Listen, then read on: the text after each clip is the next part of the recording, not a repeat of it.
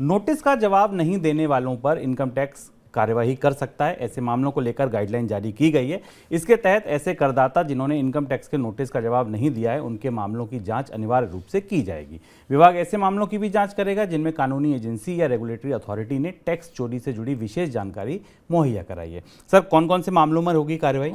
शुभम, ये बड़ा income tax का बड़ा फैसला और बड़ा आदेश है और इसके लिए इसे सबके लिए जानना ज़रूरी है, क्योंकि इनकम टैक्स से जुड़े हुए तमाम सारे लोग हैं जो सामान्य करदाता भी हैं और कारोबारी करदाता भी। हालांकि इसका बड़ा असर कारोबारी करदाताओं पर भी पड़ेगा। इनकम टैक्स डिपार्टमेंट ने कहा है कि जहां भी नोटिस का जवाब नहीं दिया जाएगा, उसमें CBDT की गाइडलाइंस के हिसाब से कई ऐसे मामले हैं जिनमें स्क्रूटनी की कार्रवाई शुरू होगी।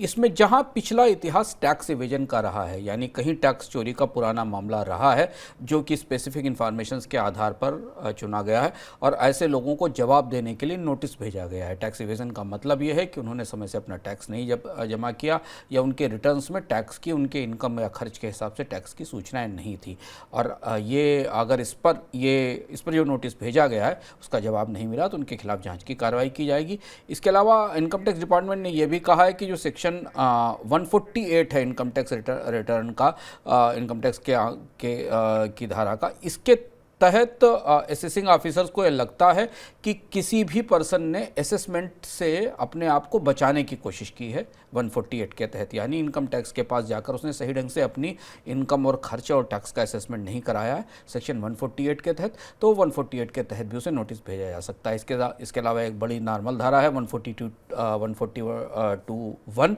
जिसके आधार पर, जिसमें कि कंप्लीट स्क्रूटनी के बाद रैंडमली केस पिक किए जाते हैं और उसके तहत लोगों को सूचनाएं भेजी जाती हैं। इसमें कई सारे सामान्य करदाताओं के पास भी सूचनाएं आती हैं जिनके आधार पर उनसे बहुत ज़्यादा क्लैरिफिकेशन मांगे जाते हैं। इस धारा को ध्यान से समझिएगा। 142(1) के आधार पर आपको, अगर आपने कोई प्रॉपर्टी की बड़ी खरीद की है, हाल में कोई बड़ा निवेश किया है और उसके बारे में सही सूचनाएं नहीं दी हैं, तो आपके पास इस डिटेल्ड इन्फॉर्मेशन देने के, कंप्लीट इन्फॉर्मेशन जो रिटर्न में नहीं है वो मिसमैच कर रही है, उसके बारे में नोटिस भेजे जाते हैं। और अगर आपने प्रिस्क्राइब्ड फॉर्मेट में, जो इनकम टैक्स का फॉर्मेट है, उसमें अगर आपने सूचनाएं नहीं दी तो आपके खिलाफ नोटिस भेजे जा सकते हैं। इसके अलावा दो और केसेस हैं जो आमतौर पर विजिलेंस से रिलेटेड हैं। सर्च और सीजर के जो पुराने केसेस हैं, जहाँ सर्च हो चुकी है, सीजर हो चुका है, उन्हें अगर नोटिस भेजे गए, जवाब नहीं दिए तो जाँच शुरू होगी।